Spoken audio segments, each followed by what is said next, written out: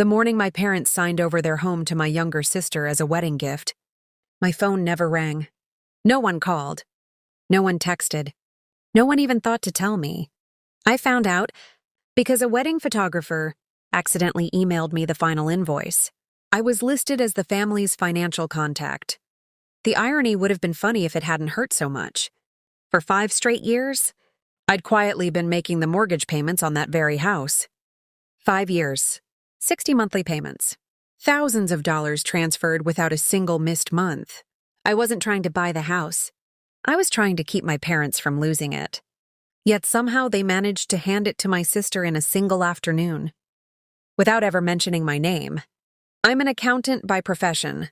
My entire career revolves around balancing books, tracking numbers, and making sure every dollar has a story. I just never imagined one day I'd have to audit my own family. 2 months after the wedding, my parents called with another request. They wanted to move into my lake cabin. When I quietly told them no, my mother simply smiled. She didn't argue. She didn't yell. She picked up her purse, wished me a good evening, and walked out the front door. The next morning, a sheriff's deputy knocked on mine. Welcome back to Heartwarming Tales, where ordinary people discover extraordinary strength. Family bonds are tested, and kindness always finds its way home. If you enjoy stories about difficult families, second chances, standing up for yourself, and finding peace without losing your heart, you're in the right place. Before we begin, let me know in the comments where you're listening from. I always love seeing how many different places these stories reach. And if this kind of heartfelt story speaks to you, don't forget to subscribe so you won't miss the next one. My name is Lauren Bennett. I'm 34 years old, and I own a small bookkeeping business just outside Columbus, Ohio. My clients aren't giant corporations. Most of them are ordinary people. A neighborhood dentist, a landscaping company, a family-owned bakery, whose owner somehow manages to lose receipts almost faster than he earns them. People always joke that accounting must be boring. I've never agreed. Numbers don't lie. People do. Numbers never play favorites. They never rewrite history. They simply tell you exactly what happened, whether you like the answer or not. Growing up, my family had one word they loved using to describe me. Reliable. Not brilliant. Not funny. Not adventurous. Just reliable. Lauren will handle it. Lauren never complains. Lauren always figures things out. At the time, I thought it was a compliment. Looking back, I realize it was something else entirely. Reliable people become invisible. Everyone notices when they stop helping. Almost nobody notices while they're carrying everyone else. For years, I confused being needed with being loved. They're not the same thing. I learned that lesson far later than I should have. 5 years earlier, my father called me on a Tuesday evening. I remember the day because Tuesdays were always my busiest. I was closing payroll reports for 3 different clients when my phone buzzed. I almost ignored it. Dad rarely called unless something was wrong. The moment I answered, I knew I was right. His voice sounded smaller than usual. Careful, embarrassed. He explained that he and Mom had fallen 3 payments behind on the mortgage. The bank had started sending foreclosure notices. He admitted he hadn't even shown them to Mom because he didn't know how. I sat there with a calculator still, in one hand and my pen, frozen above a spreadsheet. I could have asked why they'd waited so long. I could have asked how things had gotten this bad. Instead, I simply asked one question. How much do you need to catch up? The silence that followed lasted several seconds. Then my father quietly cried. Not loudly, just enough for me to hear him trying not to. That sound has stayed with me ever since. I told him I'd take care of it. But I also told him I'd handle everything my own way. He agreed before even asking what that meant. Relief can make people sign almost anything. My way was simple. Beginning the following month, I made every mortgage payment directly to the lender. No cash. No checks handed across kitchen tables. Everything went straight through the bank. Automatic. Documented. Consistent. Then I did something years of accounting had trained me never to skip. Each year, I prepared a simple promissory note. Nothing complicated. Nothing intimidating. Just one page explaining that every mortgage payment I made was considered a loan, not a gift, and that my parents acknowledged the amount. No lawyers. No courtroom language. Plain English. Whenever we'd have Sunday dinner, I'd casually slide the paper across the table. I just need signatures for tax records, I'd explain. The IRS gets picky about large family transfers. That part wasn't even a lie. Mom always rolled her eyes. You worry too much, she'd laugh. Dad would put on his reading glasses, glance at the first few lines, then sign. Mom signed right after him. Every single year. Same table, same blue ink pen, same explanation. Neither of them ever bothered reading beyond the opening paragraph. To them, it was just more paperwork. Lauren always had paperwork. To me, it was protection. Not because I expected to use it. Because I believed promises deserved to be remembered. After every signature, I'd file the papers inside.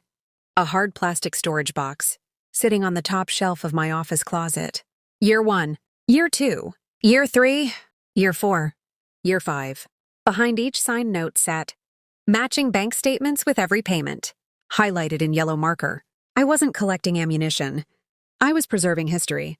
Some people keep photo albums. I kept records. Both tell stories. Mine simply happened to use numbers instead of pictures. For years, that box collected dust untouched. I never imagined I'd need it. Not until my younger sister got engaged. Her name is Emily. She's 5 years younger than I am. If I was the dependable child, Emily was the celebrated one. She was bright, outgoing, the center of every family gathering. People naturally drifted toward her. When she announced her engagement to Jake Morgan, my mother practically floated around the house. Wedding magazines appeared on every table. Color samples covered the dining room. I learned more about floral arrangements than I ever wanted to know. To be clear, I truly was happy for her. She deserved happiness. But within days, something familiar returned. The same pattern I'd lived with my entire life. Whatever Emily needed, I quietly supplied. One Sunday afternoon, while flipping through seating charts, Mom asked without even looking up, "You'll help with the wedding deposits, won't you, Lauren?" Not, "Can you?" Not, "Would you?" Just certainty. "You're the dependable one. Emily has enough on her plate." There it was again. Emily needs, Lauren provides. It had always worked that way. Emily needed the larger bedroom growing up. Emily needed my old car in college. Emily needed help with rent after graduation. Emily needed understanding. Emily needed patience. Meanwhile, apparently I needed nothing at all. People don't notice what you've learned to live without. They simply assume you never wanted it in the first place. I smiled politely. "I'll take a look at my budget." Mom smiled with complete confidence. She already believed the answer was yes. Driving home that evening, I felt something sitting heavy in my chest. Not fear exactly. More like the feeling you get when dark clouds gather on the horizon. The storm hasn't arrived yet, but somehow, you already know it's coming. There's something people rarely talk about when they praise you for always being dependable. Eventually, they stop seeing it as generosity. They start seeing it as your job. That realization didn't hit me all at once. It arrived slowly. Over years of saying yes before anyone even finished asking the question, I became everyone's emergency contact. The person who picked relatives up from the airport. The one who prepared tax returns every spring without charging a dime. The one people called when a bill didn't make sense or a bank made a mistake. I was useful. And for a long time, being useful felt close enough to being loved. It wasn't.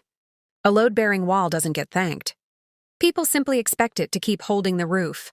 For 5 years, I'd quietly carried my parents home the same way. Month after month, payment after payment. Not once did either of them ever sit me down and simply say, "Lauren, we couldn't have done this without you." I told myself I didn't need those words. I had proof instead. The payments cleared. The mortgage balance kept shrinking. That was enough, or so I believed. As Emily's wedding plans became more expensive, my mother started asking strange questions. At first, they sounded harmless. "So, what did your lake cabin cost altogether? Does the upstairs bedroom have its own heating system?" I've always wondered, could someone comfortably live there year-round? Then came another. "The dock is sturdy, isn't it? What if your father ever needed a wheelchair?" Each question by itself sounded innocent. Together, They felt oddly specific. I answered them casually. I assumed my mother was simply thinking about retirement. Everyone does eventually. Still, something about the conversation stayed with me. A few days later, I met my best friend Rachel Carter for coffee. Rachel had worked as a paralegal for nearly 15 years. We'd met back in community college and had remained close ever since. She knew my family almost as well as I did. After listening quietly while I described my mother's recent questions, Rachel stirred her coffee and gave me a long look. "You've got all your paperwork in order, right?" I laughed. "Rachel, my paperwork is always in order." She smiled. "I know." Then she leaned forward. "I'm not talking about your clients. I'm talking about your family." For some reason, those words stayed with me long after we left the cafe. I didn't know why. Not yet. The wedding arrived in June. Everything looked exactly the way my mother had imagined it. A renovated barn, white lights hanging from wooden beams, soft country music drifting through the evening air, and enough shades of sage green to decorate an entire forest. Emily looked beautiful. She truly did. Jake couldn't stop smiling. Watching them together made me genuinely happy. Whatever complicated feelings existed between my parents and me, they weren't Emily's fault. I wanted her wedding day to stay joyful. I even helped cover expenses that nobody else knew I'd paid. Flowers, printing costs, part of the catering deposit. Little things. The kind of expenses that quietly disappear into a budget without anyone noticing who handled them. That's always been my specialty. Making problems disappear. The reception was halfway over when everything changed. After dinner, my father slowly stood up with a folded piece of paper in his hand. That alone caught everyone's attention. Dad hated public speaking. He avoided microphones the way some people avoid snakes. His hands trembled as he unfolded the paper. Mom looked at him with unmistakable pride. He cleared his throat twice before speaking. "Your mother and I," he paused, "wanted to give Emily and Jake something that would help them start their life together." People smiled. Someone whispered, "How sweet." Dad looked toward the newlyweds. "We wanted to give them something permanent. Something that says family always takes care of family." Then he spoke the sentence that changed everything. "We've transferred ownership of our house to Emily and Jake. The paperwork was finalized this week. They'll never have to worry about rent or mortgage payments." For a heartbeat, the room went completely silent. Then applause exploded across the barn. People stood. Several guests started crying. Jake actually pressed a hand against his chest as though he couldn't believe what he'd just heard. Emily burst into tears and hugged both of my parents. My mother looked directly at me. She was smiling. Not awkwardly, not guiltily, proudly, as though she expected me to be celebrating harder than anyone else. Meanwhile, I sat perfectly still with a champagne glass warming in my hand. Stress has always affected me the same way. I don't panic. I calculate, while everyone else applauded. I did the math. 5 years, 60 mortgage payments, thousands upon thousands of dollars. The only reason that house still existed free and clear was because I'd quietly kept it alive. No one inside that barn knew, not one guest, not even my sister. My parents had simply erased my part of the story. They hadn't announced. Our oldest daughter sacrificed 5 years to save this home. They'd simply presented it as though the house had magically become theirs to give away. I didn't interrupt. I didn't embarrass anyone. What would I even have said? "Excuse me, everyone. I paid for the house you just gave away." No, that wasn't who I was. So I smiled. I applauded. I hugged my sister. I congratulated Jake. I posed for family pictures. I played my role perfectly, because that's exactly what my family had taught me to do. Hide the hurt. Protect everyone else's happiness. Under the reception table, though, my free hand slowly curled into a fist. My fingernails pressed so deeply into my palm they left tiny crescent-shaped marks. The next morning, I noticed them while brushing my teeth. Oddly enough, they made me smile. Not because they hurt, because they reminded me I hadn't imagined the pain. Sometimes physical proof is easier to trust than emotional memory. The word that kept echoing inside my mind wasn't betrayal. It wasn't anger. It was simply 5 years. 5 years of sacrifices that had disappeared the moment they were no longer convenient to remember. If you've ever been the dependable one in your own family, then you already know this feeling. Maybe you've been the sibling everyone counted on, the one who always paid the bill, the one who canceled plans to help everyone else, the one who kept the peace while nobody noticed what it cost you. If that's you, take one quiet moment today and remember something important. Dependability is a gift. It isn't a lifetime obligation. No one is born owing endless pieces of themselves simply because they're responsible.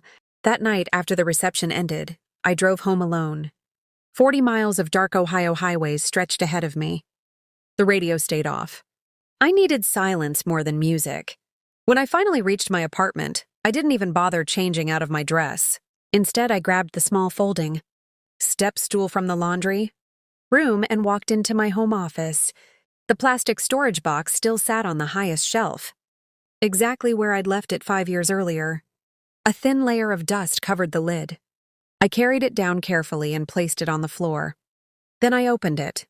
Inside were 5 promissory notes, each one signed by both of my parents, each one dated, each one acknowledging that every mortgage payment I'd made was a loan. Underneath them sat every matching bank statement, every transfer highlighted in yellow, every total carefully calculated in my own handwriting. I added the final balance one more time, just to be certain. The number staring back at me wasn't enough to make anyone rich, but it was enough to change someone's retirement, enough to reshape a young couple's financial future, enough that no reasonable person could call it insignificant. I closed the box and rested both hands on the lid. I expected to feel anger. Instead, I felt grief. Real grief. The kind that arrives when you finally stop making excuses for people you love. My parents hadn't forgotten because they were confused. They forgot because I'd made my sacrifices effortless, invisible. I had wrapped every payment inside tax explanations and quiet smiles. I never asked for recognition. Eventually, they stopped recognizing it altogether. That night, I made exactly one decision. I opened my banking app, found the automatic mortgage payment that had been running for 5 uninterrupted years, and canceled it. The confirmation screen appeared. I pressed confirm. The tiny electronic click sounded impossibly loud in my silent apartment. Emily and Jake left for their honeymoon in the Great Smoky Mountains, posting smiling pictures of waterfalls, mountain cabins, and oversized pancakes. My parents settled into the excitement of visiting relatives and reliving the wedding. No one mentioned the mortgage. No one asked why the payments had suddenly stopped. At first, I wondered if they had even noticed. Then my mother called. Her voice was warm, almost unusually warm, the kind of cheerful tone she'd always used. Right before asking for a favor she'd already decided I would grant. We chatted about ordinary things for several minutes. The flowers, the reception, how Aunt Margaret somehow danced longer than people half her age. Then, almost effortlessly, she steered the conversation exactly where she'd wanted it all along. Your father and I have been talking, she said. We've decided it doesn't really make sense for us to rent an apartment now. I stayed quiet. She continued. Since Emily has the family house now, we figured we'd just move into the lake cabin. Not visit. Move in. As long as we take the upstairs bedroom. You'll barely notice we're there, she added with a small laugh. Besides, you're only there on weekends most of the time. She said it so casually, as though she were asking to borrow a sweater, not planning the future inside someone else's home. I watched the steam rise from my coffee while she talked. Then I answered calmly. I'll need some time to think about it. Silence. Only a second. But long enough. My mother hadn't expected hesitation. Finally, she laughed. Oh, sweetheart. What is there to think about? We're family. After we hung up, I sat at my kitchen table for several minutes without moving. Rachel's words drifted back into my mind. Make sure your paperwork is in order. I walked into my office, reached onto the lower shelf where I'd recently moved the plastic storage box. This time, I didn't put it back. Instead, I placed it on my desk. Something told me I was going to need it sooner than I'd hoped. The following evening, I met Rachel at our favorite diner. Same booth we'd been using for nearly 15 years. Same waitress. Same terrible coffee. I carried the storage box inside. Rachel looked at it. "You brought everything?" I nodded. For nearly an hour, she quietly read through every document. The deed to my lake cabin. The mortgage records. The signed promissory notes. The payment summaries. She rarely interrupted. When she finally looked up, her expression had changed. "I'm not an attorney," she reminded me. "You know that." "I know. But I've reviewed enough legal documents to recognize good paperwork." She tapped the property deed. "This cabin belongs to exactly one person. You. No shared ownership. No trust. No family claim. No hidden surprises." Then she placed one finger on the stack of signed promissory notes. "These matter. A lot." I swallowed. "They're legitimate?" Rachel nodded. "They're dated. Signed every year. Consistent. They clearly establish a documented debt." She leaned back.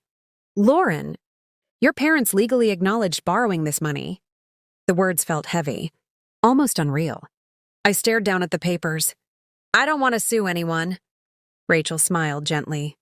"I didn't think you would. I don't want Emily losing her home. I don't want to drag Mom and Dad into court. I struggled to finish the sentence. I want everyone to stop pretending none of this happened." Rachel reached across the table and rested her hand lightly over mine. "Then don't fight." I looked up. She continued. "Just stop protecting a story that isn't true. You don't need revenge. You need honesty. Let the paperwork tell the story." For the first time since the wedding, everything became clear. I didn't need to attack anyone. I simply needed to stop helping everyone erase what had actually happened. That realization brought a strange sense of peace. Unfortunately, peace didn't last long. 3 days later, I drove to the lake cabin before a weekend storm rolled in. I planned to bring in the patio furniture and make sure everything was secured. As I turned into my gravel driveway, I slammed on the brakes. 3 vehicles already sat outside. My parents' sedan, Jake's oversized pickup truck, Emily's SUV. The trunk of my parents' car stood open. Cardboard boxes filled the back, each one carefully labeled. Kitchen, bathroom, winter clothes, Dad's books. I stared, slowly climbed out of my car. Gravel crunched beneath my shoes. My mother turned around. She smiled brightly. Not embarrassed. Not surprised. Happy. "There you are," she called. We decided to get a head start. She was standing on my front porch, holding a tape measure against my living room window, measuring for curtains. My father stood quietly near the dock with his hands in his pockets. Emily carried folded blankets. Jake was lifting a floor lamp toward my front door. Nobody looked like guests. They looked like homeowners. I walked closer. "What exactly is happening?" Before anyone else answered, Jake smiled. "We're helping your parents get settled." As they should.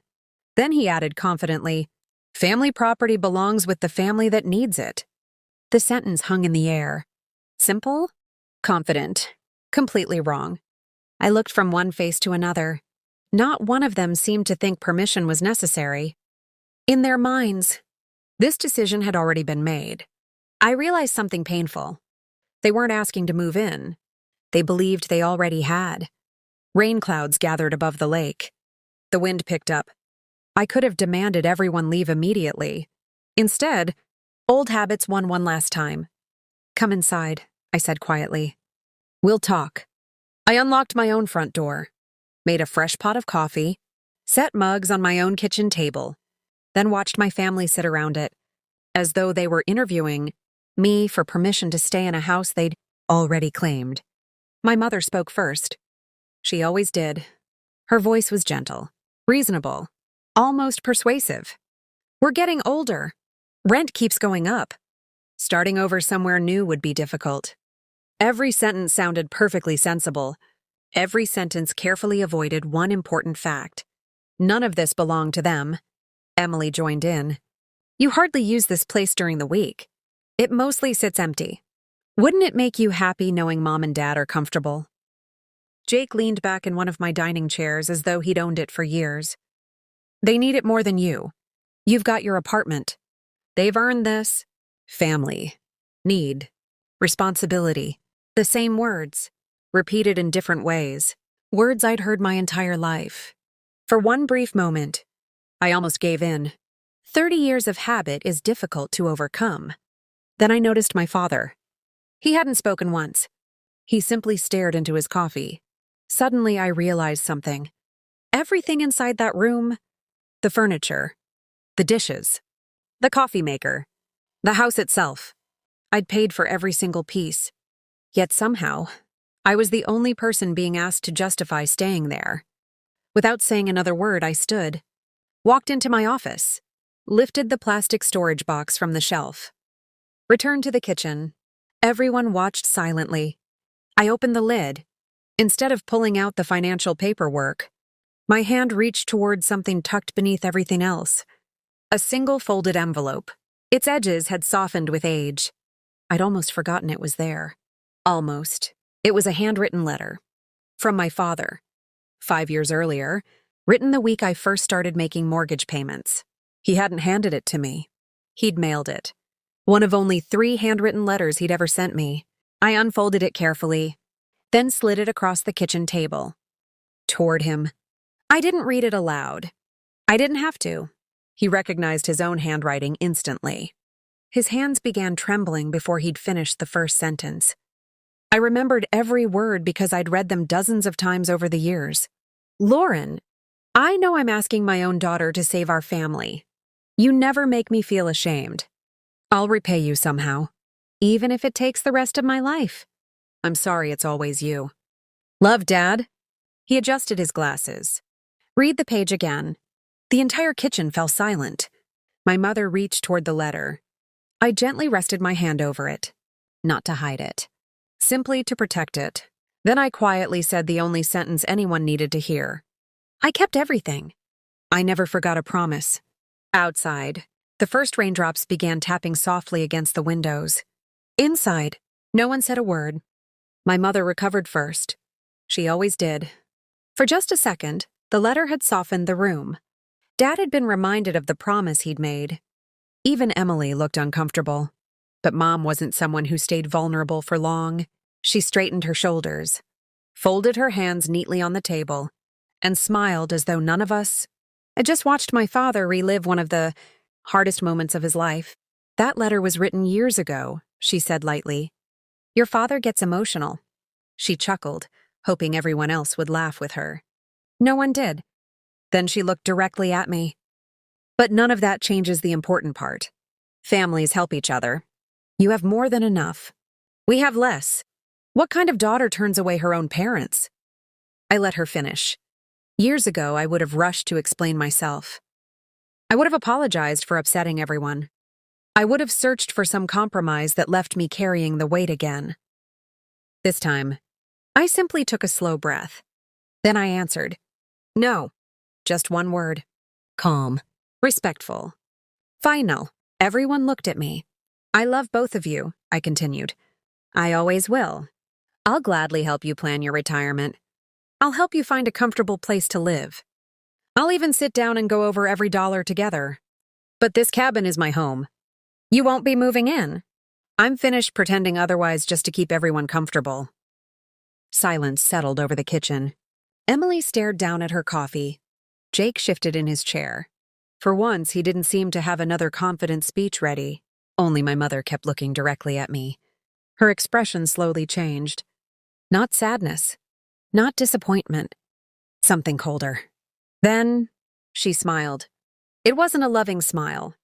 It wasn't even an angry one. It was calm. Almost satisfied. As though she'd quietly decided something without needing to say it aloud. She stood, smoothed the wrinkles from her slacks, picked up her purse. We should go. The weather's getting worse. No one argued. Jake quietly carried the floor lamp back outside. Emily loaded blankets into the SUV. Dad folded the letter carefully and slid it back toward me without saying a word. Within minutes, every box was back inside the cars. The driveway emptied. Rain continued falling over the lake. I stood alone on my porch watching the taillights disappear down the road. Something about my mother's smile stayed with me. It bothered me far more than if she'd yelled. People who yell show you exactly what they're feeling. My mother planned. The next morning was Sunday. I was back at my apartment. Coffee sat beside the crossword puzzle I'd barely started. For the first time in weeks, everything felt peaceful. I'd finally said what needed to be said. Maybe things would be uncomfortable for a while. But eventually, families healed. Didn't they? 3 steady knocks interrupted my thoughts. Not frantic. Not impatient. Professional. I opened the front door. A sheriff's deputy stood outside. Young. Polite. Holding a clipboard. Lauren Bennett? Yes. May I speak with you for a moment? My stomach tightened. Certainly. He glanced at his paperwork. I received a complaint this morning. A complaint? Yes, ma'am. It concerns allegations involving financial exploitation of elderly parents. For one long second, I honestly thought I'd misheard him. Financial exploitation? Of my parents? I stared at him, completely speechless. 5 years. 5 years of mortgage payments. 5 years of protecting them from foreclosure. 5 years of quietly sacrificing my own savings. And somehow, I was standing in my own doorway being accused of taking advantage of them. Suddenly, I understood my mother's smile. She hadn't accepted my answer. She'd simply changed the game. If she couldn't convince me, she'd convince everyone else first. Stories spread faster than facts, especially inside families. The deputy watched me carefully. He wasn't accusing me. He was simply doing his job. Years of working as an accountant kicked in before panic had a chance. When clients faced IRS audits, I always told them the same thing. If the truth exists, find the paperwork. Paper doesn't panic. People do. Would you mind coming inside? I asked. Of course. He stepped into the living room. I excused myself for less than a minute. Inside my office, I walked directly to the filing cabinet. Not the storage box. Not yet. Instead, I pulled out the property deed for my lake cabin. Then I grabbed my driver's license. Nothing else. When I returned, I laid both documents neatly on the dining table. This is the deed. My name is the only name listed. No co-owner. No trust. No shared ownership. The deputy read quietly. Compared it with my driver's license. Compared the addresses. Compared the names. Then nodded once. I calmly explained everything. My parents have spent summers at the cabin. They recently asked to move in permanently. I declined. That's the disagreement. He listened without interrupting. When I finished, he closed his clipboard. His posture relaxed immediately. Ms. Bennett, this isn't a criminal matter. It's a family disagreement over property. As far as ownership goes, he tapped the deed gently. There isn't any confusion. You own this home. No one can remove you from property titled solely in your name. I nodded. I understand. He hesitated before continuing. And regarding the financial exploitation complaint, he chose his next words carefully. I'm not seeing evidence that supports that allegation. His voice remained kind, professional, matter of fact. He wasn't taking sides. He was simply reading the documents. As he reached the front door, he paused. For whatever it's worth, he offered a small smile. In situations like this, the person whose name is on the deed usually isn't the one being taken advantage of. Then he tipped his hat politely and left the moment his patrol car disappeared around the corner. My legs finally gave out. I sat on the couch, hands shaking. Not because I'd done anything wrong, because someone I'd spent years protecting had been willing to paint me as the villain without hesitation. That realization hurt more than the accusation itself. 2 days later, the rest of the truth finally reached me. Emily called. Her voice sounded strained, almost frightened. I need to tell you something. I stayed quiet. She took a deep breath. It was Jake's idea. I closed my eyes. Somehow, I already knew. He thought if Mom and Dad filed the complaint first, people would automatically believe them. He said whoever tells the story first usually wins. Emily sounded ashamed. He honestly believed the cabin was basically family property. He never imagined it legally belonged only to you. I looked across my living room, toward the framed photograph of the cabin, hanging above the fireplace. Only my name. Always only my name. I tried telling him maybe he was wrong, Emily whispered. But, she stopped. But what? He kept saying that families don't keep score. I almost laughed. Not because it was funny, because I'd heard some version of that sentence my entire life. Families don't keep score. Funny how those words always came from the people who never paid the bill. Emily spoke again. Mom's furious. She's calling everyone. What do you mean? She's organizing a family meeting. At the lake. I sat upright. At my cabin? Emily swallowed. She says everyone deserves to hear your explanation. And she hesitated again. She's invited Aunt Margaret. Aunt Susan? And she called the sheriff's office. She wants that same deputy there too. I stared silently out the window. Finally, everything made sense. My mother wasn't looking for a conversation. She was preparing a stage. She believed if enough relatives surrounded me, if enough people heard her version first, the truth wouldn't matter. She had spent her entire life winning family arguments exactly that way. Only this time, she'd made one enormous mistake. She'd invited someone who had already seen the paperwork. And for the first time, I realized something surprising. I wasn't walking into a trial. I was walking into an opportunity. Not to embarrass anyone, not to get revenge. Simply, to let the truth speak for itself. I spent the next several days preparing. Preparing has always been my way of dealing with fear. Some people rehearse speeches. Others imagine arguments they'll never actually have. I make copies. Lots of copies. I wasn't interested in winning a shouting match with my mother. She had decades more experience at that than I did. If I tried to match her emotion, I'd lose before the conversation even began. Facts were different. Facts didn't raise their voices. They didn't interrupt. They simply existed. The afternoon before the meeting, I spread every document across my dining room table. The deed to my lake cabin, 5 signed promissory notes, 5 years of mortgage payments highlighted in bright yellow, a simple 1-page summary showing exactly how much money I'd paid to save my parents' home. No opinions, no accusations, just dates, amounts, signatures, truth. I bought a package of plain manila folders from an office supply store. Inside each folder, I placed identical copies of every document. One for Aunt Margaret, one for Aunt Susan, one for Emily, one for Jake, one for my father, one for the sheriff's deputy, just in case he actually showed up. I intentionally left one person off the list. My mother.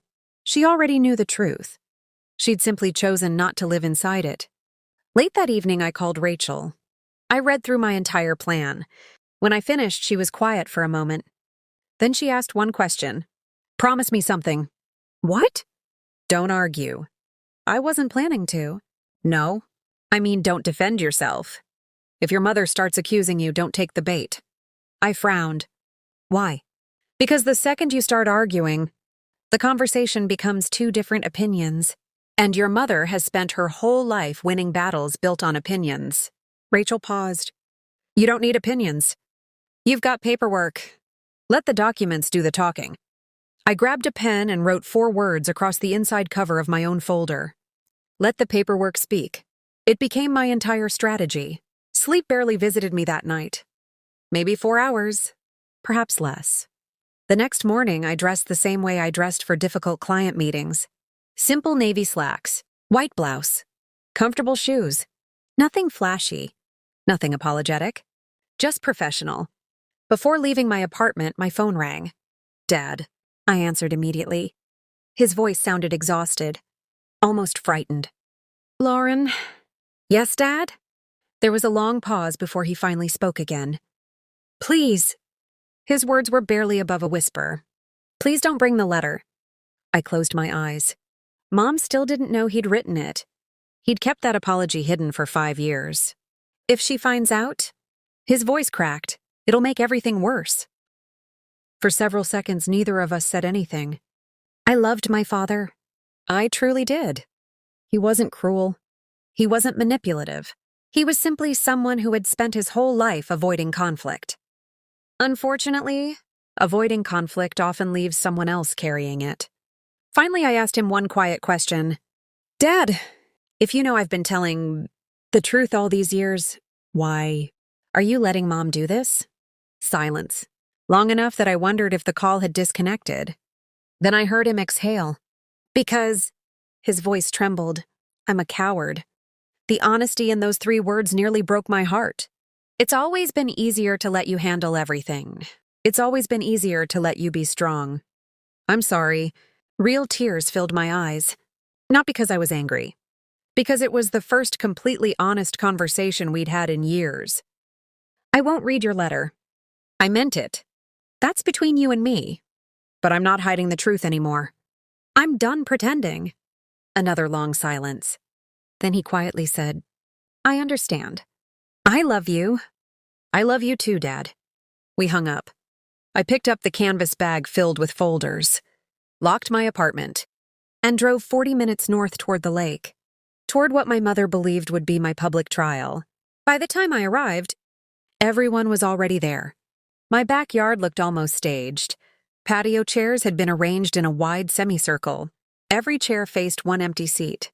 Mine. Aunt Margaret and Aunt Susan sat together, whispering quietly.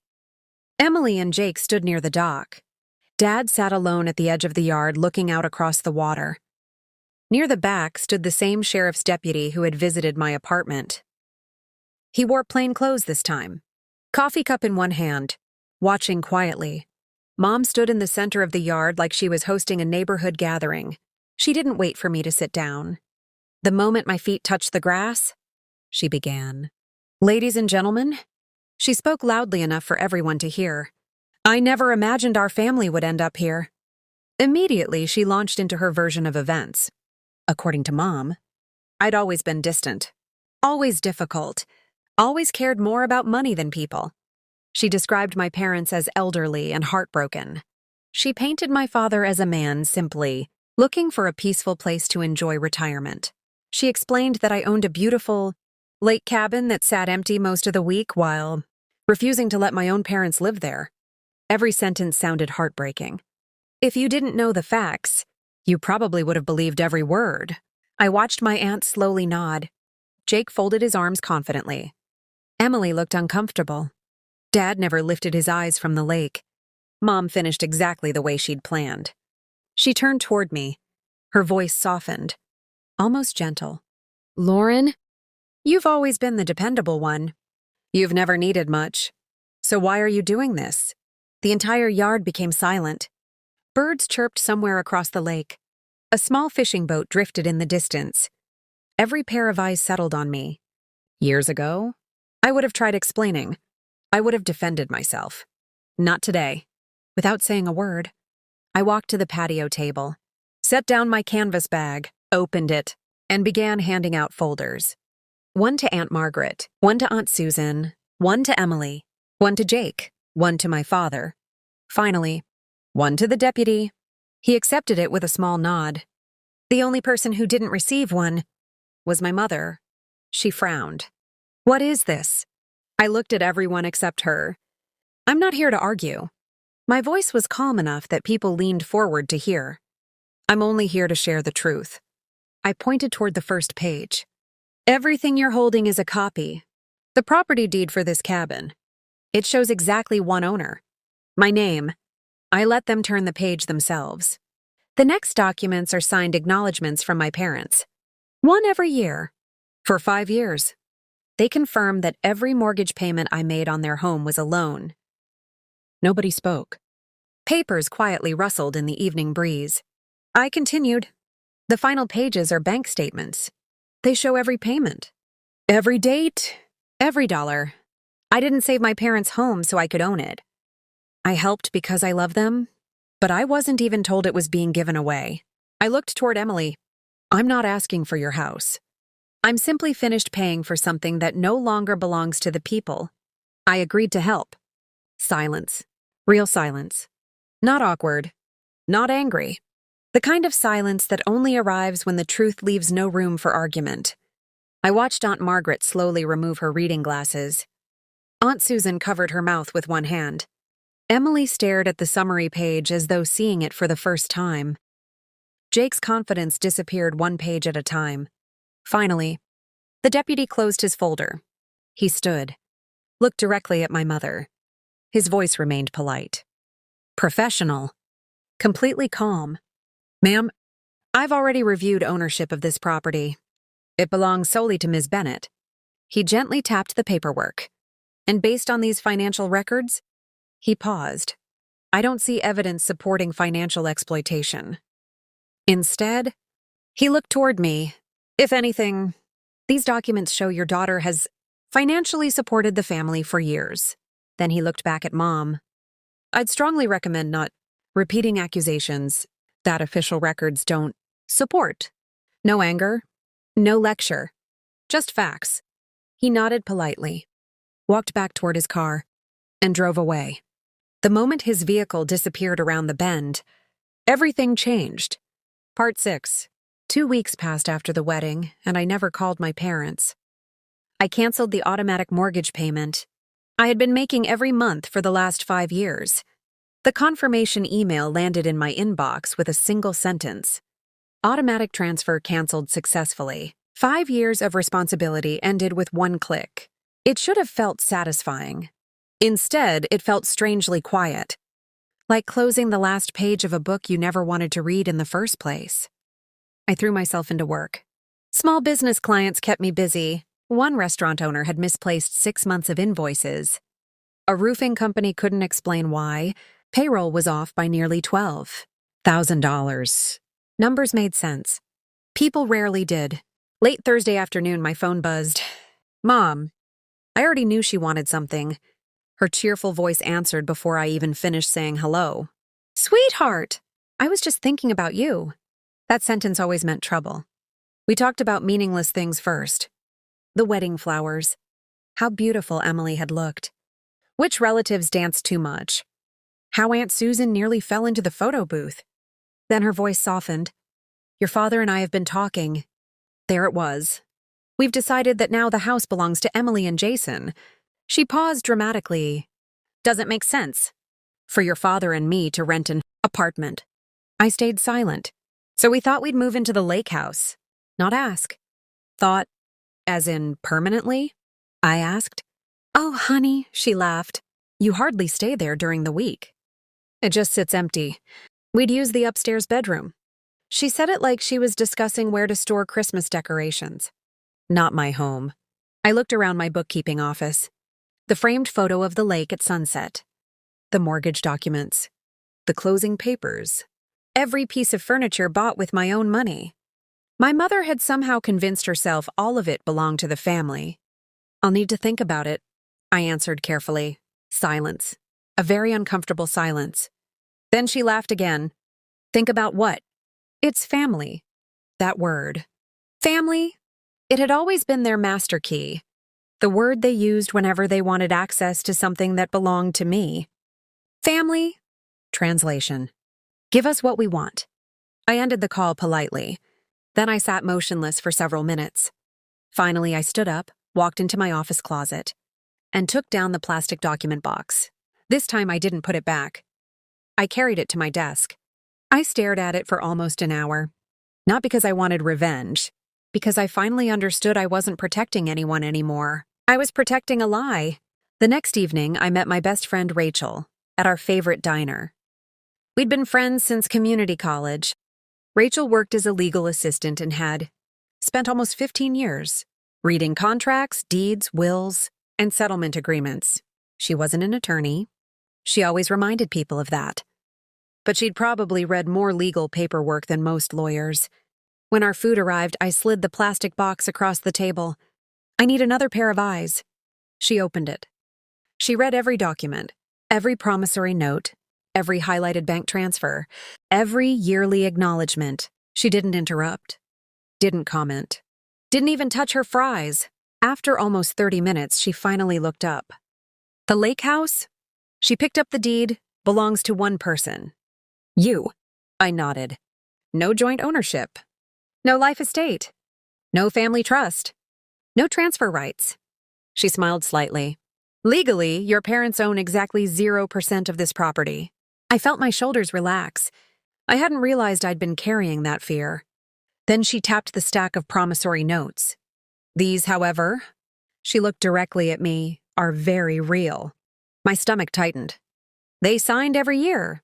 They acknowledged every payment. They admitted it was a loan. They never disputed the balance. She placed one finger on the final page. Claire. She always used my first name when something mattered. Your parents owe you this money. The word sounded strange. I'd never thought of myself as someone's creditor. I'd only thought of myself as the daughter who helped. Rachel leaned back. So what's your plan? I looked out the diner window. Rain had started falling. I don't want to sue them. She nodded immediately. I know. I don't want Emily to lose her house. Another nod. I don't want anyone homeless. Rachel smiled. I know you don't. Then she said something I'll never forget. You don't have to punish anyone. She tapped the paperwork. You just have to stop pretending these papers don't exist. I looked at her. She continued. For years you've protected everyone else's version of the story. Now let the documents tell yours. Simple. Quiet. True. That sentence stayed with me all week. Let the documents tell your story. 3 days later, Saturday morning, I drove to the lake house. A storm was expected that evening, so I planned to secure the patio furniture and bring the kayaks into storage. Halfway down my gravel driveway, I hit the brakes. 2 vehicles. My parents' sedan. Jason's oversized pickup truck. The sedan's trunk stood open, filled with moving boxes.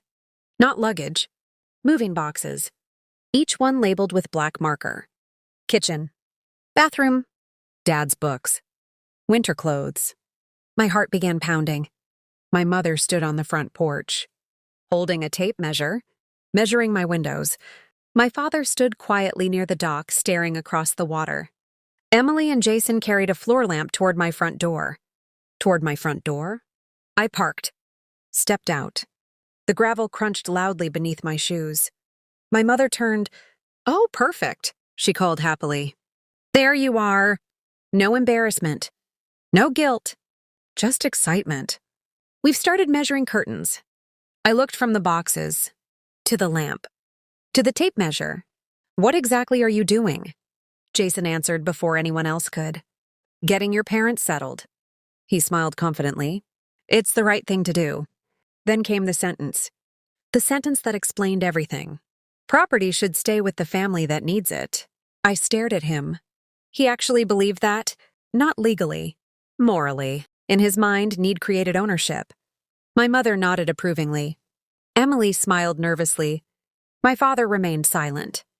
The decision had already been made. No one had come to ask permission. They had come to move in. The storm clouds rolled across the lake. Thunder echoed in the distance. I could have ordered everyone off my property. Instead, I took a slow breath. We're going inside. I'll make coffee. We're going to talk. Everyone relaxed immediately. They mistook calmness for agreement. That had always been my family's biggest mistake. Inside, I brewed a fresh pot of coffee while they sat around my dining table. My dining table. My mother spoke first. Your father isn't getting younger. We can't keep renting forever. This place would be perfect, Emily added gently. You barely use it during the week. It seems wasteful. Jason leaned back comfortably in my chair. The truth is, he said, people who need something should have it. You've got your condo. They need this. Again, property belongs to whoever needs it. Not whoever earned it. Not whoever bought it. Not whoever paid for it. Need. That was their entire philosophy. For a moment, I almost said yes. 30 years of habit nearly answered for me. Be the dependable daughter. Keep everyone happy. Sacrifice quietly. Just one more time. Then I noticed my father. He hadn't spoken a single word. He simply stared into his coffee. Ashamed. That silence told me everything. I stood up, walked to the bookshelf, lifted down the plastic document box. Everyone watched. They assumed I was bringing out the deed. I wasn't, not yet. Instead, I reached beneath the promissory notes. Beneath the bank statements, to the very bottom, there was one folded envelope, old, yellowed, carefully preserved. A letter. My father's handwriting. He had mailed it to me 5 years earlier. The week I agreed to save their home. I'd only read it once, because reading it twice hurt too much. Without saying a word, I unfolded it, placed it gently on the table. In front of my father, facing only him. He looked down. His reading glasses trembled as he put them on. Slowly, his face changed. His eyes filled with tears. The room became completely silent. My mother reached for the paper. I calmly rested my hand on top of it. "I'm sorry," I said softly. "This letter belongs to Dad." No one argued. My father kept reading, line after line, his own words returning to him after 5 long years.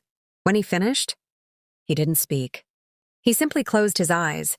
The first raindrops struck the windows. Outside, the storm had finally arrived. My father stared at the letter for what felt like an eternity. The rain tapped softly against the windows. No one moved. No one even reached for their coffee. Finally, he folded the letter with trembling hands. He knew every word before he read it. He had written it, but seeing those promises again, written in his own handwriting, was like meeting the younger version of himself. The man who had once believed he would make things right. My mother broke the silence first. "That was years ago," she said quickly. Her voice was calm, almost dismissive. "People say emotional things when they're under pressure." She smiled at everyone around the table.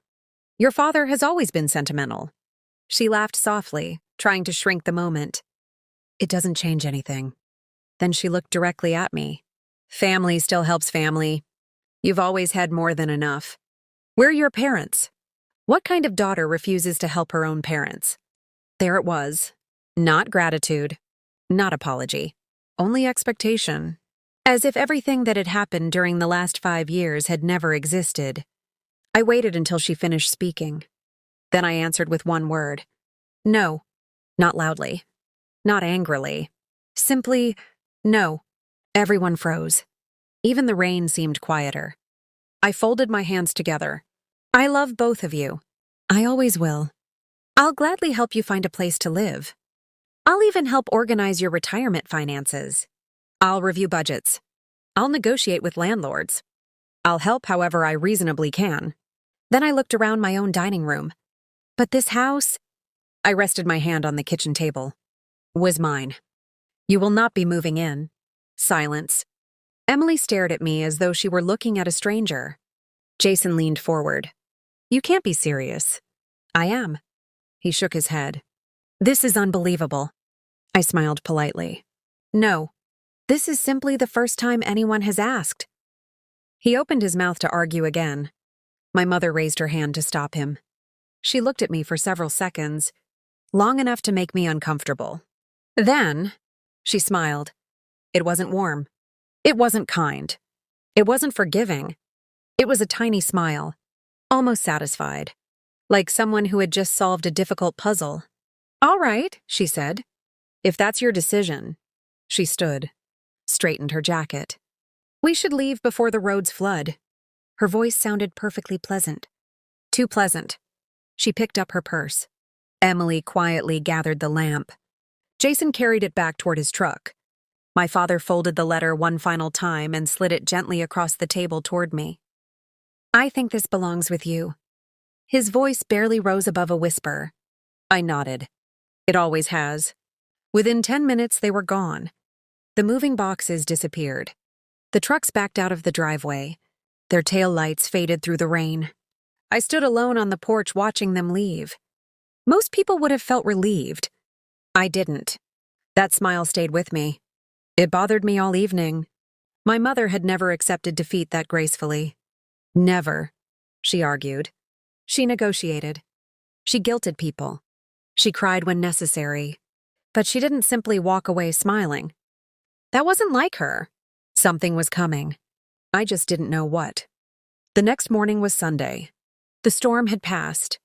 The lake looked perfectly still, as though nothing had happened. I drove back to my condo in town, made breakfast, started a crossword puzzle, poured another cup of coffee. For the first time in weeks, everything felt peaceful. Then, 3 knocks. Firm, evenly spaced. Not a neighbor, not a delivery driver. Someone official. I opened the door. A sheriff's deputy stood outside. Young. Professional. Holding a clipboard. "Are you Claire Bennett?" "Yes. May I speak with you for a moment?" My stomach tightened. "Of course." He remained outside. "I've received a complaint." My pulse quickened. "A complaint?" "Yes, ma'am."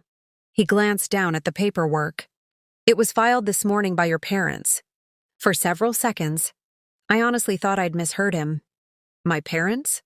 "Yes." He shifted uncomfortably. "They've alleged that you're wrongfully withholding family property."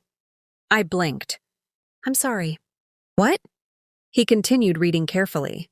"They also claim you've been financially exploiting your elderly parents." The words barely registered. Financially exploiting them? For one full second, my mind simply stopped working. 5 years. 5 years of mortgage payments. 5 years of protecting them from foreclosure. 5 years without asking for repayment. And somehow, I had become the villain. Then I remembered my mother's smile. That smile. She hadn't accepted my answer. She'd changed strategies. If she couldn't convince me, she would convince everyone else. The deputy waited patiently. He seemed almost uncomfortable reading the accusations. Most people in that moment would panic, cry, argue, defend themselves. Years of bookkeeping had taught me something different. When the truth is documented, you never panic. You simply find the paperwork. "Would you mind coming inside for a moment?" I asked. "Certainly." I led him to my dining table. "Please give me 90 seconds. He nodded. I walked calmly into my home office, opened the filing cabinet, removed one folder. Inside were the closing documents from 4 years earlier. The deed. The purchase agreement? The property tax records. I returned to the kitchen, placed the deed in front of him, alongside my driver's license. My name, my address, my property. He examined everything carefully, very carefully. Then he looked back at me. "So this property belongs solely to you?" "Yes. I purchased it myself. My parents have always been guests. They recently asked to move in permanently." I declined. He nodded slowly. The expression on his face changed immediately. The tension disappeared. He closed his clipboard. "Ma'am, this is a civil family disagreement. There is no criminal issue here. No one can require you to let someone move into property that legally belongs to you." He slid the deed back toward me. "I don't see any evidence of financial exploitation." He paused, then smiled kindly. "Actually, the homeowner is usually the person being protected." I laughed for the first time in days. A real laugh. He stood. "I'll close the report."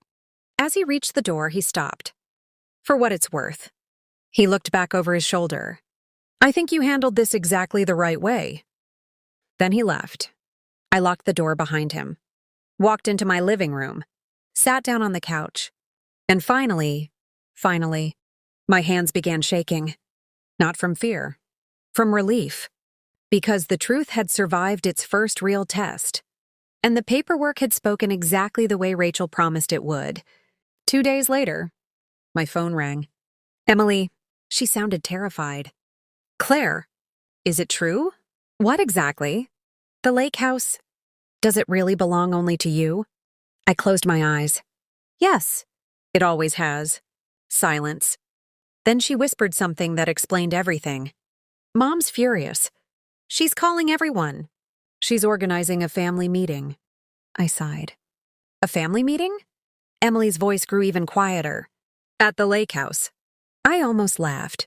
"My lake house?" "Yes. She says everyone needs to hear your explanation." Then Emily added one sentence that made me realize my mother still believed she could win. She even asked the deputy to come. I slowly looked out my apartment window. For the first time, I wasn't nervous, because if my mother wanted an audience, I was finally ready to let the truth perform. I had grown up believing that a family meeting was where problems got solved. It took me 34 years to realize they weren't meetings at all. They were performances. My mother always chose the audience. She decided who would attend. She decided who spoke first. And long before anyone sat down, she had already decided who would leave looking guilty. Every disagreement in our family followed the same script. Someone disappointed my mother. She gathered relatives. She explained the situation from her point of view. Everyone nodded. The accused apologized. Life moved on. My mother had never lost one. Now she wanted another meeting. Only this time, she wanted to hold it at my lake house. The irony almost made me laugh. My own backyard, my own patio, my own furniture. She planned to use all of it as evidence that it somehow belonged to the family. According to Emily, my mother invited everyone. My Aunt Linda, my Aunt Susan, Jason, Emily, my father, even the sheriff's deputy she'd called earlier. Apparently, she'd requested another welfare check, insisting the officer should witness how her daughter was refusing to care for her elderly parents. She honestly believed the uniform would support her story. She had no idea he'd already seen my deed. When I ended the call with Emily, I didn't feel afraid. For the first time, I felt prepared. Rachel was right. This wasn't about arguing. This was about letting facts speak louder than emotions. So I got to work. Preparation has always been my way of dealing with uncertainty. I cleared my dining table, opened my filing cabinet, pulled out every document connected to the last 5 years. The deed, the mortgage transfers, the promissory notes, canceled payment confirmations, property tax records, bank statements. I spent almost 4 hours organizing everything. Then I walked to the office supply store, bought fresh folders, heavy cream-colored ones, one for every person attending. Inside each folder, I placed exactly the same documents. The first page was a simple summary. No dramatic language, no accusations, only facts.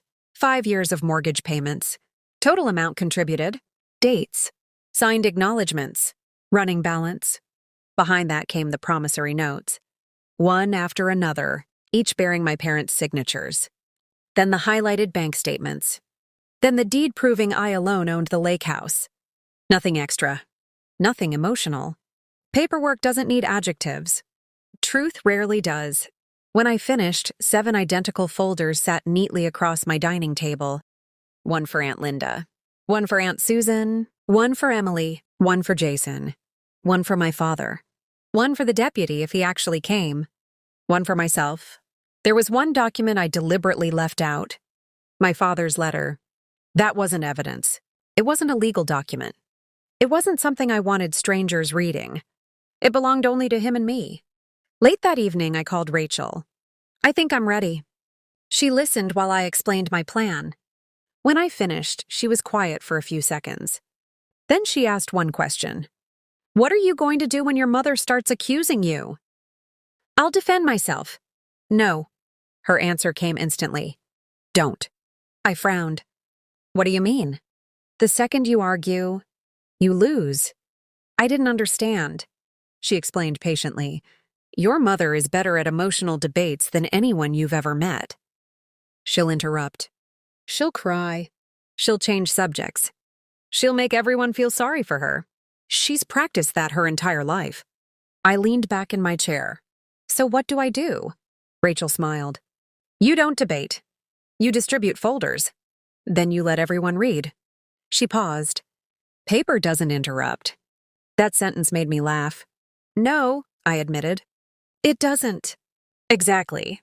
Let the paperwork do the talking. After we hung up, I wrote one sentence on a sticky note. Let the documents speak. I stuck it inside my folder. The next morning, I barely slept. I dressed exactly the way I would for an important client meeting. Simple navy slacks, white blouse, comfortable shoes. Nothing flashy, nothing apologetic, just professional. Before leaving, my phone rang. Dad? His voice was barely audible. Claire. Hi, Dad. There was a long silence. Then he quietly said, Please don't read my letter. I closed my eyes. Mom doesn't know I wrote it. If she finds out... He stopped speaking. It'll destroy what's left between us. I leaned against the kitchen counter. For a moment, I almost agreed. Because protecting my father had become second nature.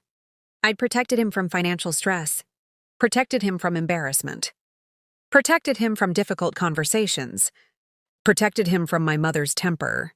I'd been doing it since childhood. Then I asked the question I'd never had the courage to ask before. Dad, if you know I'm telling the truth, why are you letting this happen? Silence. A long, painful silence. Finally, he answered. Because I'm afraid. His voice cracked. I've always been afraid. He took a shaky breath. It was easier to let you be the strong one. I told myself you could handle it. I told myself someday I'd make it right. Another pause. I never did. Tears filled my eyes. Not because I was angry. Because it was the first completely honest thing he'd said in years. I won't read your letter, I promised. But I'm not hiding the truth anymore. I can't. I know. His voice sounded smaller than I'd ever heard it. I'm sorry. I love you. I love you too. We hung up. I stood there holding my keys, realizing something important. For years I'd blamed only my mother. Now I finally understood my father's role. He hadn't created the unfairness. He'd simply allowed it. Sometimes silence hurts people almost as much as cruelty. I picked up my canvas bag filled with folders, locked my condo, drove 40 minutes north. Every mile brought me closer to the lake, closer to the confrontation I'd spent my whole life avoiding. When I turned into the driveway, everyone was already there, exactly as Emily had described. My mother had arranged the patio chairs in a semicircle, like a courtroom.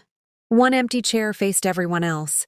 Mine. Aunt Linda and Aunt Susan sat together whispering. Emily and Jason stood near the dock. My father sat alone at the edge of the patio, looking out across the water instead of at his family. And near the back, holding a paper cup of coffee, stood the same sheriff's deputy. He recognized me immediately. Our eyes met briefly. He gave the smallest nod. Professional, respectful. My mother stepped forward the moment I got out of the car. She didn't say hello. She didn't ask how I was. She simply began. For nearly 10 minutes, she spoke without stopping. She described me as cold, uncaring, obsessed with money. She told everyone I'd abandoned my aging parents, that I was letting my own father suffer, that I cared more about property than family. She spoke beautifully, confidently, emotionally. My aunts nodded along, exactly as they always had. Then finally, she turned toward me. Her voice softened. The performance reached its emotional climax. Claire, you've always been the dependable one. You've never needed much. You don't need this house. Her eyes locked onto mine. So why are you doing this to your own family? The entire backyard became silent.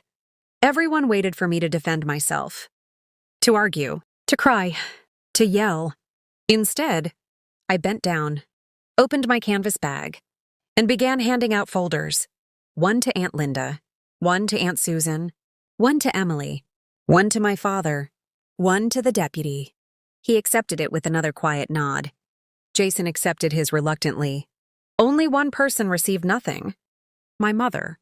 I looked at her calmly. I'm not here to argue. My voice was barely louder than the breeze crossing the lake. I'm only here to tell the truth. Then I waited. And one by one, they opened the folders. No one spoke.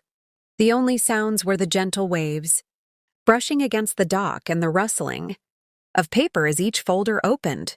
I stood quietly beside the patio table with my hands folded in front of me. I wasn't waiting for sympathy.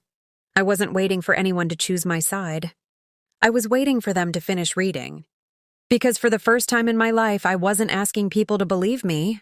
I was asking them to read. Aunt Linda reached the first promissory note. She adjusted her glasses and looked closer.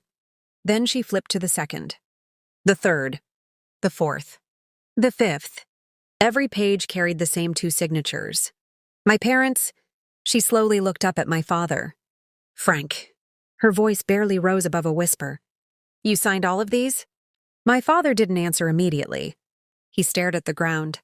Then, after several long seconds, he nodded. Yes, just one word. but it carried 5 years. But it carried 5 years of truth.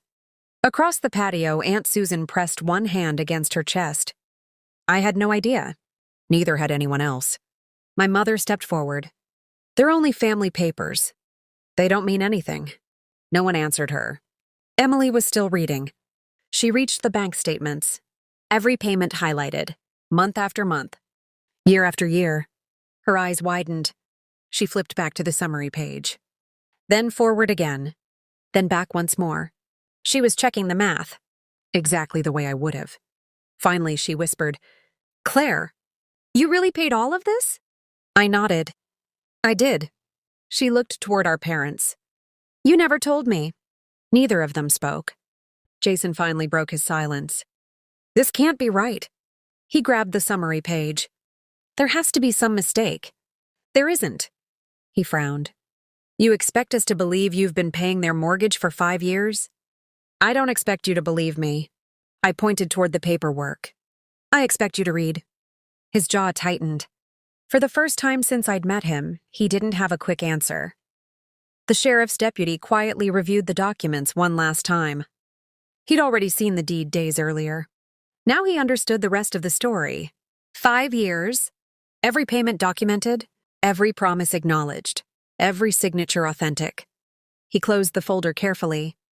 Then he stood. Everyone looked toward him. He spoke politely, professionally, without emotion. "Ma'am," he addressed my mother directly. "I've already reviewed the ownership records for this property." He paused. "This home legally belongs to your daughter." He looked around at everyone gathered there. As for the financial abuse complaint, he rested one hand on the folder. "These documents support the exact opposite conclusion." Silence. He continued. "If anything, they show your daughter has financially supported this family for years." Then he looked back at my mother. "I would strongly recommend that no further false reports be filed. Making inaccurate complaints can create legal problems of their own." No anger. No lecture. Just facts. He nodded politely toward me. "Have a good afternoon." Then he walked back toward his patrol vehicle. No dramatic exit. No flashing lights. Just quiet professionalism. We all listened as his engine started. A few moments later, his vehicle disappeared down the gravel road. The silence he left behind felt enormous. My mother stood completely still.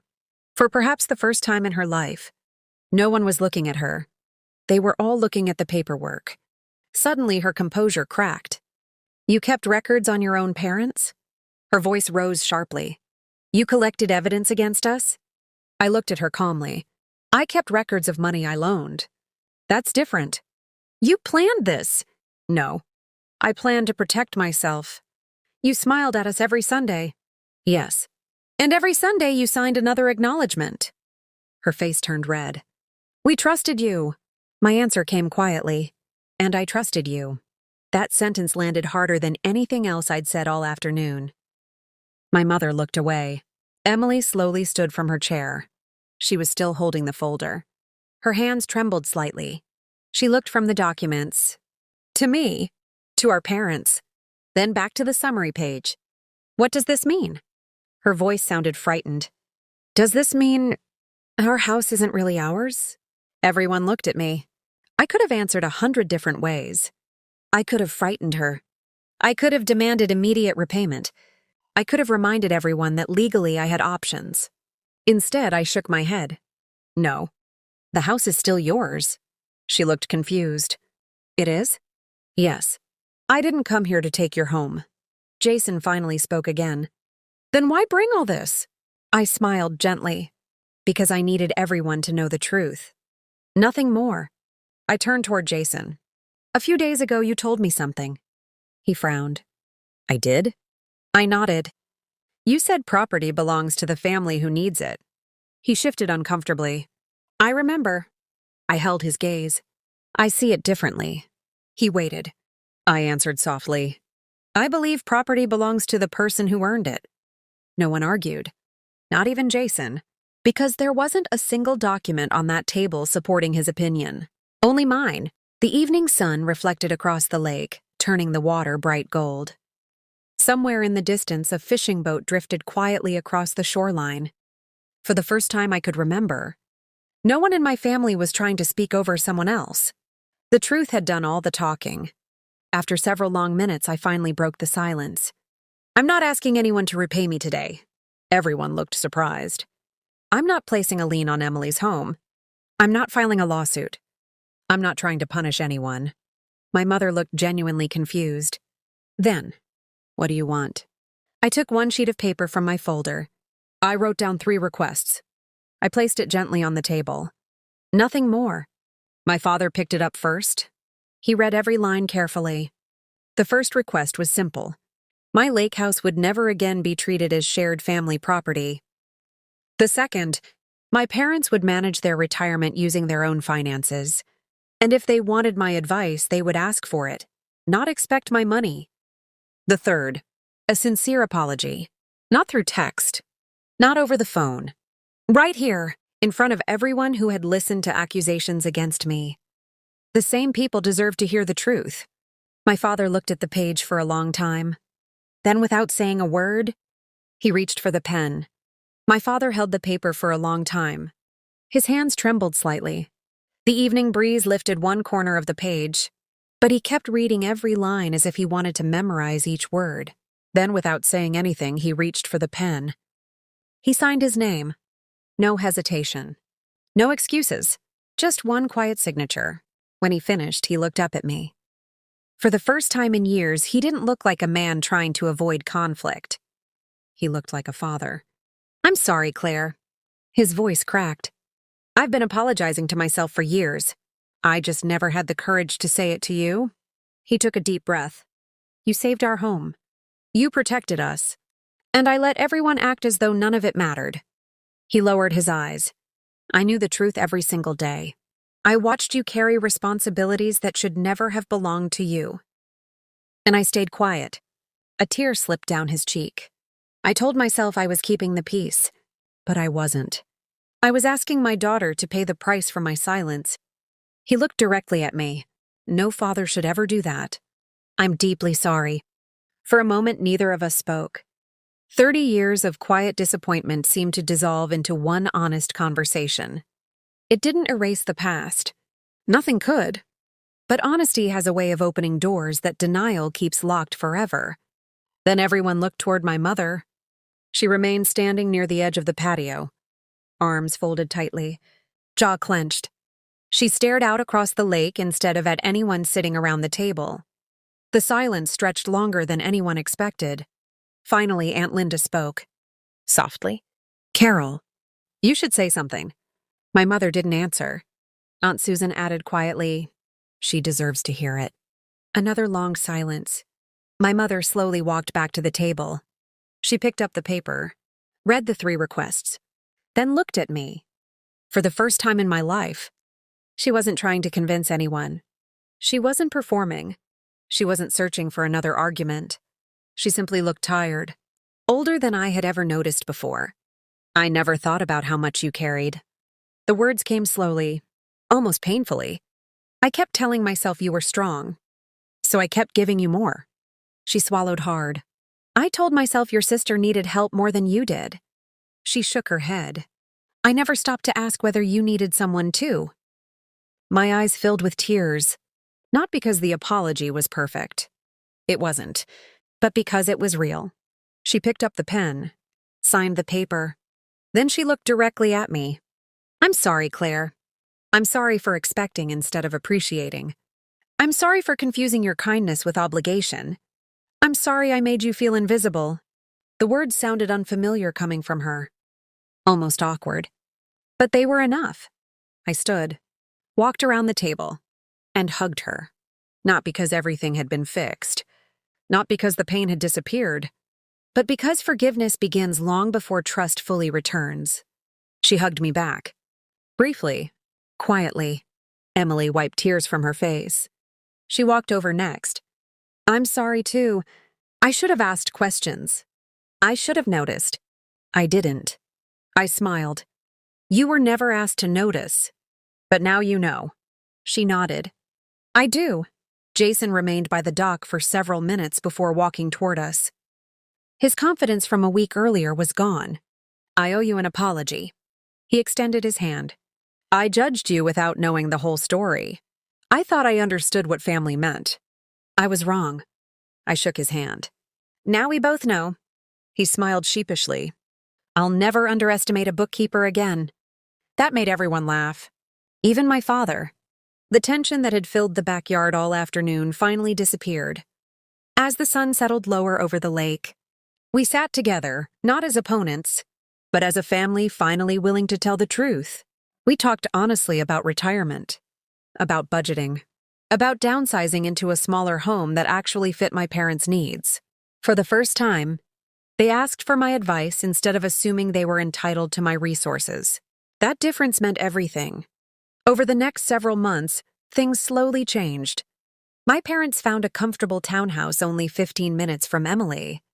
They paid for it themselves. I helped organize their finances, not as their bank, as their daughter.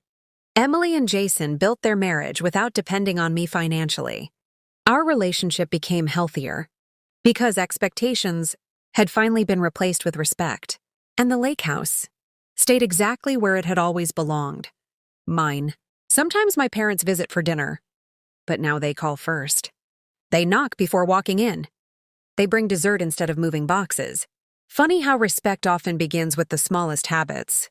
The plastic document box still sits in my office.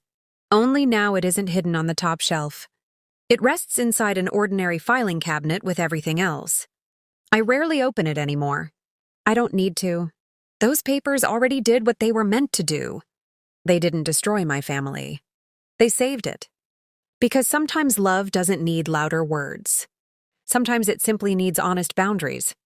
Looking back, I realized something I wish I'd understood years earlier. Being dependable is a beautiful quality. But being dependable doesn't mean becoming invisible. Helping people you love is generous. Being expected to sacrifice yourself without acknowledgement is not. Healthy families don't keep score, but they do remember. They remember kindness. They respect sacrifice. And they say thank you before it's too late. If you've ever been the person everyone relied on, while no one stopped to ask how you were doing, I hope this story reminds you of something important. Your kindness is a gift, not an obligation. You can love your family without giving away your peace. You can forgive without forgetting your worth. And sometimes the most loving word you'll ever say is a calm, respectful no. Thank you for spending this time with me.